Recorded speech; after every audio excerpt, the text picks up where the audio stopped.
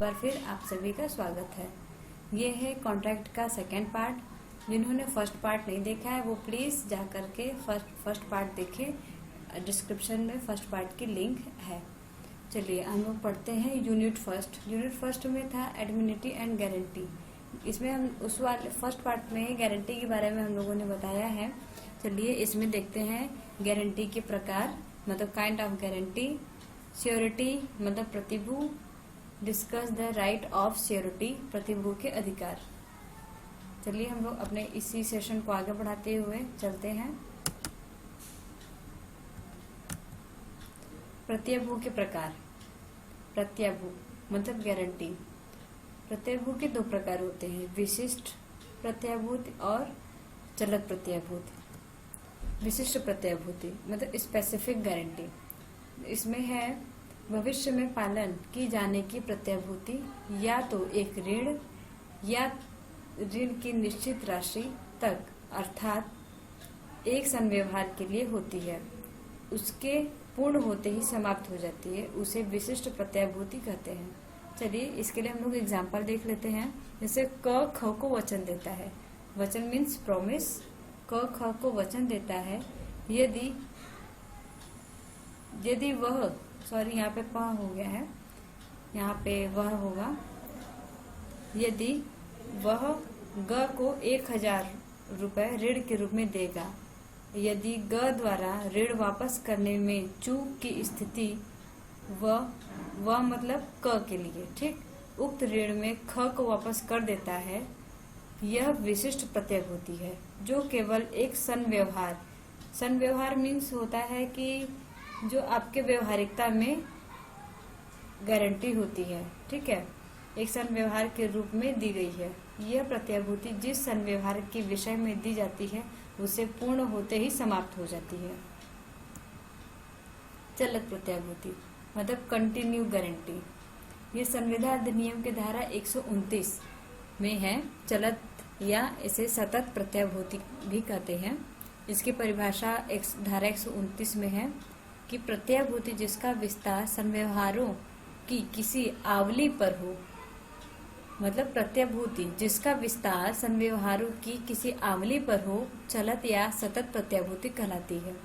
साधारण रूप से देखते हैं, प्रत्याभूति की एक संव्यवहार या निश्चित धन तक एक से अधिक संव्यवहारों के लिए होती है और उनका भुगतान होते ही समाप्त हो जाती है। भुगतान होना मतलब जब हम किसी से कोई मतलब गारंटी के रूप में संविदा करते हैं, और गारंटी मीन्स क्या होता है कि हम लोग किसी को इस बात से श्योर करते हैं कि मतलब ये संविदा पूर्ण होगी, ठीक। उसकी जब ये किसी न किसी धनराशि पर निर्भर होता है या फिर किसी न किसी वस्तु या सामग्री पर जो एक दूसरे के प्रति होती है, उसका भुगतान जैसे ही समाप्त हो जाता है। परंतु चलत प्रत्याभूति चालू खाते के समान होती है, ठीक है, जिसका बैलेंस घटता बढ़ता है और जो अवधि समाप्त होने पर न चुकाए हुए ऋण के लिए प्रतिभू की दायी होती है, ठीक है। चलिए आगे देखते हैं। इसका एक वाद है, जैसे किसी कर्मचारी की ईमानदारी के लिए दी गई प्रत्याभूति चलत प्रत्याभूति नहीं होती, क्योंकि कर्मचारी की नियुक्ति मात्र एक संव्यवहार है। जब तक कर्मचारी पद पर रहता है या प्रत्याभूति का समय समाप्त नहीं होता, तब तक प्रत्याभूति बनी रहती है। जिस कर्मचारी को किराया वसूल करने के लिए नियुक्त किया गया है, उसकी ईमानदारी के लिए दी गई प्रत्याभूति होती है, ठीक है। इसका एक वाद है इसमें। कलकत्ता उच्च न्यायालय के एक वाद दुर्गा प्रिय चौधरी बनाम दुर्गा पद राय, ये ऑल इंडिया रिपोर्ट 1928 कलकत्ता के 204 के निर्णय के अनुसार चलत प्रत्याभूति मानी जाती है। इस बात को आप गूगल पे सर्च कर लेंगे तो आपको इसका और भी डिटेल मिल जाएगा।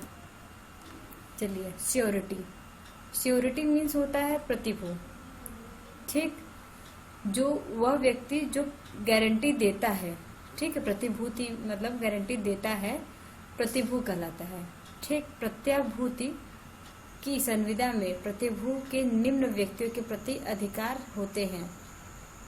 चलिए देखते हैं ये कौन कौन से अधिकार है। मूल ऋण के विरुद्ध, चलिए तो देखते हैं कौन कौन से अधिकार है। मूल ऋण के विरुद्ध प्रत्यासन का अधिकार, यह धारा 140 में है। मूल ऋण के विरुद्ध क्षतिपूर्ति प्राप्त करने का अधिकार, यह धारा 145 में है। लेनदार के विरुद्ध प्रतिभूतियां प्राप्त करने का अधिकार, यह धारा 141। और सह प्रतिभू के विरुद्ध अंशदान प्राप्त करने का अधिकार धारा 146 और 47 में है। पहला है प्रत्यासन का अधिकार, जो धारा 140 में है। ऐसे सभी अधिकार जो लेनदार को मूल ऋणी के प्राप्त हो, प्रति प्राप्त थे। ठीक, मतलब ऐसे सभी अधिकार जो लेनदार को मूल ऋणी के प्रति प्राप्त थे। मूल ऋणी कौन होता है? मतलब जो कर्जदार होता है, ठीक है, कर्ज लेने वाला, प्रतिभू में समाहित हो जाते हैं, बशर्ते कि प्रत्याभूति ऋण शोध्य हो गया हो तथा मूल ऋणी प्रत्याभूत कर्तव्य का पालन करने में असफल हो। ठीक है, मतलब ऋणी मतलब जो कर्जदार है वो दी गई गारंटी का मतलब पालन सही से नहीं कर पाता है, उसे असफल रहता है करने में। ठीक है, तब प्रतिभू ने दायित्वाधीन ऋण का भुगतान कर दिया हो, अंतरण के बिना विधि या साम्या उन समस्त अधिकारों को प्रतिभू में समाहित कर देती है। इसे प्रत्यासन का अधिकार कहते हैं। प्रतिभू को यह अधिकार तभी प्राप्त होता है जबकि वह लेनदार के प्रति अपना संपूर्ण दायित्व पूर्ण कर लेता है। यह कहा जाता है कि प्रतिभू ऋण का भुगतान करने के पश्चात लेनदार का स्थान ग्रहण कर लेता है। इसका उदाहरण लैम्पले आइस और कंपनी लिमिटेड 1927 में देख सकते हैं आप लोग। क्षतिपूर्ति का अधिकार, ये 145 धारा 145 में है। संविदा अधिनियम की धारा 145 में इसका प्रावधान है। धारा 145 के अनुसार प्रतिभू की हर संविदा में प्रतिभू की क्षतिपूर्ति किए जाने का मूल ऋणी का विवक्षित वचन रहता है और प्रतिभू किसी भी धनराशि को जो उसने प्रत्याभूति के अधीन अधिकार पूर्वक दी हो मूल ऋणी के से वसूल करने का अधिकार है, परंतु उन धनराशियों की वसूली नहीं कर सकेगा जो उसने अनाधिकार पूर्वक दी गई हो। ठीक है, पहले देखिए से कई तरह से मतलब बताया गया है। चलिए हम उसमें देखते हैं। क नंबर, जैसे ग का ख ऋणी है, हमने इसमें कैरेक्टर का नाम दे दिया है क ख ग करके, ठीक है, ताकि अच्छे से समझ में आ सके। जैसे ग का ख ऋणी है और क उस ऋणी के प्रति भू है, ठीक है, प्रतिभू है।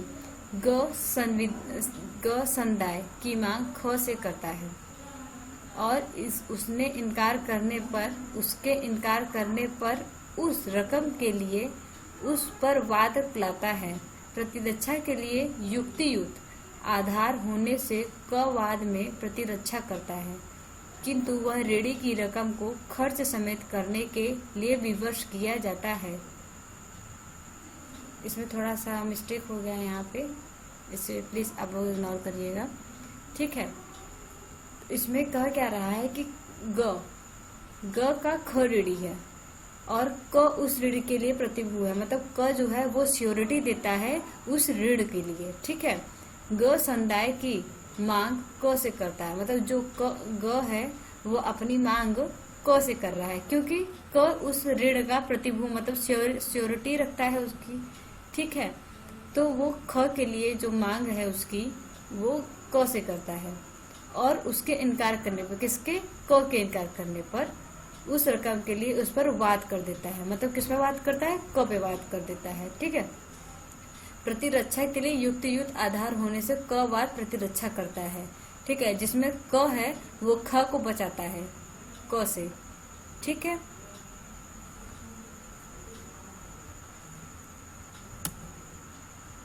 अगला देखते हैं। ग द्वारा ख को प्रदाय, मतलब ग जो है ख को जो प्रदान किए करने के लिए चावल के लिए 2000 रुपए तक संदाय प्रत्याभूत करता है। ठीक है। फिर ख को ग 2000 रुपए से कम की रकम का चावल प्रदाय करता है, लेकिन जो ख है वो ग को 2000 रुपए से कम के चावल का रूप मूल्य प्रदाय करता है। मतलब जो ग, अब चलिए शुरू से समझते हैं, कंफ्यूज आप लोग मत होइएगा। ठीक है, चलिए देखते हैं। ग ख को प्रदाय करता है, क्या करता है? चावल। कितने का? 2000 का। लेकिन जो ख का जो मूल्य होता है वो 2000 से कम की रकम का चावल प्रदाय करता है, किंतु प्रदाय किए गए चावल के लिए क से 2000 की राशि का संदाय अभी प्राप्त कर लेता है। क वास्तव में प्रदाय किए गए चावल की कीमत से अधिक ख से वसूल नहीं कर सकता। इसके अलावा प्रत्ययभूति की संविदा के अंतर्गत प्रतिभू ने जो भी धनराशि वैध रूपेण लेनदार की भुगतान किया हो, उस धनराशि को मूल ऋणी से प्राप्त कर सकता है, क्योंकि संविदा में सॉरी टू इंटरप्ट यू। चलिए आगे देखते हैं। ग ख को प्रदाय किए गए चावल के लिए क 2000 रुपए तक का संदाय प्रत्याभूत करता है। ठीक। ख को ग 2000 से कम की रकम का चावल प्रदान करता है। ठीक है। यदि दिया गया चावल, मतलब प्रदाय माने यही होता है जो दिया जाता है, दिया गया चावल के लिए क से 2000 की राशि का संदाय अभी प्राप्त कर लेता है। ठीक है। तो क वास्तव में प्रदाय किए गए चावल की कीमत से अधिक ख से वसूल नहीं कर सकता। इसके अलावा प्रत्ययभूति की संविदा के अंतर्गत प्रतिभू ने जो भी धनराशि वैध रूपेण लेनदार को भुगतान किया हो, वह उस धनराशि को मूल ऋणी से प्राप्त कर सकता है। ठीक है। क्योंकि संविदा में उपलक्षित प्रतिज्ञा होती है। उपलक्षित प्रतिज्ञा मीन्स होता है कि जो संविदा हमारा कॉन्ट्रैक्ट होता है उसमें जो भी अनुबंध लिखे होते हैं, जो भी मतलब बातें लिखी होती है, वो प्रतिज्ञाबद्ध होती है। ठीक है, होती है कि मूल ऋणी उसके लिए उस लिए हुए ऋण की क्षतिपूर्ति करेगा। जो मूल ऋणी है, मतलब जो कर्जदार है, जो कर्ज ले रहा है, वो ऋण की क्षतिपूर्ति करेगा। ये चीज उसमें मेंशन होती है, जो भी कॉन्ट्रैक्ट होता है। ठीक है। चलिए देखते हैं आगे। प्रतिभू केवल सही रूप से दिए गए धन को प्राप्त करने का अधिकारी होता है। प्रतिभू मतलब जो श्योरिटी देता है, वो सिर्फ सही रूप से जो दिए गए धन होते हैं उसी को प्राप्त करने का अधिकारी होता है। ठीक है। यदि प्रतिभू को कम धन की अदायगी करने के बाद छुटकारा मिल जाता है, तो वह पूरा ऋण वसूल नहीं कर सकता। अवैध रूप से दिए गए धन पर क्षतिपूर्ति प्राप्त नहीं की जा सकती है। प्रतिभूतियां प्राप्त करने का अधिकार, यह धारा 141 में है। इस अधिनियम की धारा 141 में प्रतिभू मतलब सियोरिटी की प्रतिभूतियां प्राप्त करने के अधिकार का प्रावधान किया गया है। इसके अनुसार प्रतिभू प्रत्येक ऐसी प्रतिभूति के लाभ पाने का अधिकार रखता है जो उस समय जब प्रत्याभूति की संविदा की जाए लेनदार को मूल ऋण के विरुद्ध प्राप्त हो, चाहे प्रतिभू उस प्रतिभूति के अस्तित्व को जानता हो या नहीं, और यदि लेनदार उस प्रतिभूति को खो दे या प्रतिभू की सम्मति के बिना उस प्रतिभूति को विलग कर दे, तो प्रतिभू उस प्रतिभूति के मुख्य परिणाम तक उन्मोचित हो जाएगा। एग्जाम्पल में देख लेते हैं। क की प्रत्याभूति पर ग अपने अभिधारी ख को 2000 रुपए उधार देता है। ठीक है, मतलब क की जो प्रत्याभूति पर ग अपने अधिकारी ख को 2000 रुपए उधार देता है। ग के पास उन 2000 के लिए ख के फर्नीचर के बंधक के रूप में एक प्रतिभूति देती है, मतलब प्रतिभूति है, मतलब फर्नीचर के बदले उसे 2000 रुपए मिल रहे हैं। ठीक है। फिर ग उस बंधक को रद्द कर देता है। ग जो है उस बंधक को रद्द कर देता है। किस बंधक को? जो फर्नीचर का उसके पास सिक्योरिटी के रूप में रखा गया हो। ठीक है। फिर ख दिवालिया हो जाता है और ग की प्रतिभूति के आधार पर क के विरुद्ध ग वाद लाता है। क उस फर्नीचर के मूल्य की रकम तक दायित्व में उन्मोचित किया गया है। आप चलिए देखते हैं। सह प्रतिभूति के विरुद्ध अंशदान प्राप्त करने का अधिकार, धारा 146 और 147। जब एक ही ऋण के लिए एक से अधिक प्रतिभू हो उन्हें सप्रतिभू कहते हैं। मतलब जब एक ही ऋण के लिए एक से अधिक श्योरिटी देने वाले लोग होते हैं उन्हें सप्रतिभू कहते हैं। कभी कभी लेनदार उस सप्रतिभू में से किसी को सप्रतिभू के दायित्व से उन्मोचित कर सकता है। इससे दूसरे प्रतिभू के दायित्व पर कोई प्रभाव नहीं पड़ता। इसका मतलब जो लेनदार होता है वो उन सभी जितने भी अरे होते हैं मतलब श्योरिटी देने वाले लोग होते हैं उसमें से अगर किसी को भी हटा देता है या फिर उसके मतलब ना रहने से संविदा में कोई प्रभाव नहीं पड़ता है, ये चीज इसमें कही जा रही है। जिस प्रतिभू को इस प्रकार दायित्व से मुक्त कर दिया गया है वह उन सप्रतिभुओं को अपने अंश का भुगतान करने के लिए दायी होगा। जब एक से अधिक व्यक्ति एक ही ऋण के लिए प्रतिभू का स्थान ग्रहण करते हैं तो मूल ऋणी द्वारा भुगतान न करने पर प्रत्येक प्रतिभू बराबर अंशदान करने के उत्तरदायी होते हैं। जैसे क ने ख को 1200 रुपये ऋण दिया, जिसके लिए ग, घ और च ने प्रतिभू मतलब श्योरिटी दी थी। क ने ऋण अदायगी नहीं किया, मतलब क ने जो था वो ऋण को मतलब चुकाया नहीं, तो उस ऋण को कौन चुकाएगा? ग, घ और च बराबर रूप से लेनदार को भुगतान करेंगे। ठीक, ये उसके लिए बाध्य होंगे। अच्छा, निम्न दशाओं में अंशदान करने की आवश्यकता नहीं होती। कौन कौन सी वो है आवश्यकताएं जान जाते हैं हम लोग भी। प्रतिभू का दायित्व, प्रतिभू का दायित्व विभिन्न ऋणों के लिए हो। ठीक है, मतलब जो श्योरिटी होती है वो दायित्व विभिन्न ऋणों के लिए हो। संविदा के अंतर्गत अंशदान न करने का निश्चय हुआ हो, मतलब अंशदान न हो ये चीज संविदा में मेंशन हो। ठीक है।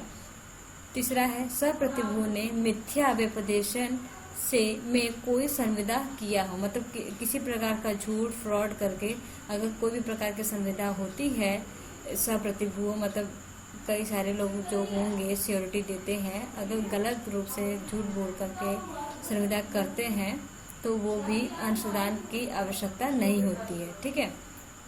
इस प्रकार जब लेनदार किसी सप्रतिभू को दायित्व से मुक्त कर देता है तो इस कारण दूसरे प्रतिभू को दायित्व से मुक्ति नहीं मिलती और लेनदार मुक्त किया जा सकता है, मतलब लेनदार द्वारा जो होता है वो मुक्त किया जा सकता है। फिर सप्रतिभू अन्य सप्रतिभू के प्रति दायित्व से मुक्त नहीं होता। इसी के साथ हमारा ये वीडियो समाप्त होता है। प्लीज़ अगर आपको ये वीडियो पसंद आए तो लाइक करिए, शेयर करिए और यूवी की पढ़ाई चैनल को सब्सक्राइब करिए। और हाँ, सब्सक्राइब करने के बाद बेल आइकन दबाना ना भूलिए ताकि हर वीडियो की नोटिफिकेशन आप तक जरूर पहुंच सके। इस वीडियो को देखने के लिए बहुत बहुत धन्यवाद। Thank you.